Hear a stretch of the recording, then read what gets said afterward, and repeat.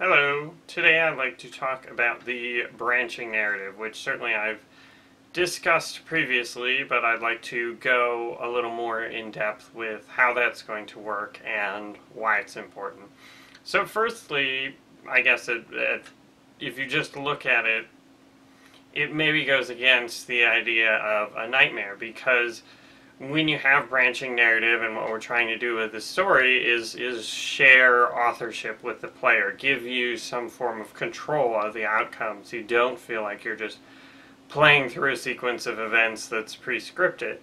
However, that goes against the idea of a nightmare, because in a nightmare you don't have control. Things are crazy and things are spiraling out of control, and you just don't know what's going on. So while I think the idea is important because it contributes to the unreality of the game, the feeling that nothing is real, even the different endings, it's been a bit of a struggle to figure out how to branch the narrative and what to base that on. And certainly I've talked about the idea of, success or failure with enemy encounters as a possible branch, and I think that's part of it, but I think, that's not going to be the only thing we branch on. And it's been difficult from a design perspective to figure out when to do these branches, when to split. And it's funny because when I first started designing the game, I wanted to have meaningful choices. And so I kept saying, meaningful choices, meaningful choices. And I had a ton of trouble trying to fit that into the game.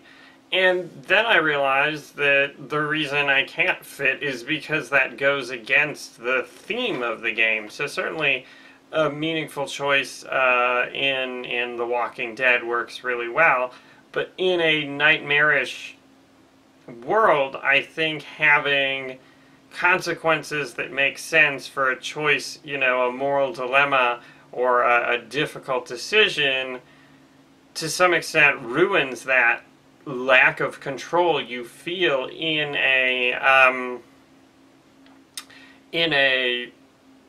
nightmare. And so instead of having meaningful choices, I'm going to have meaningful consequences. That's sort of my new idea. And so, in some games you make meaningful choices, but then they don't really affect the outcome.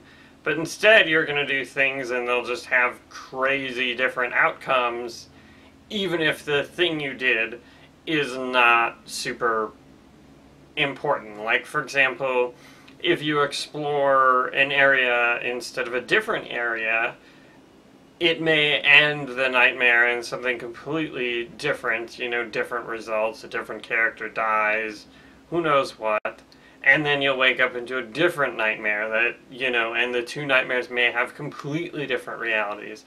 And this feels really good to me. Even though it doesn't, necessarily take advantage of the full,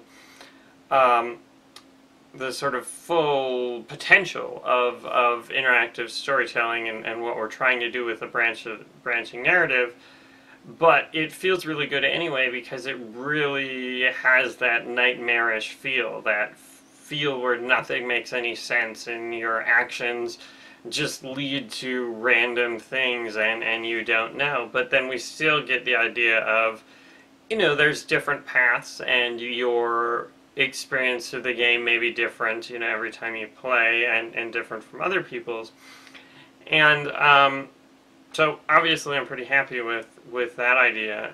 And I think it also gives people the opportunity to replay and to, spend some time or have some challenge trying to master the enemy encounters or trying to figure out, which other way they could explore to get a different result.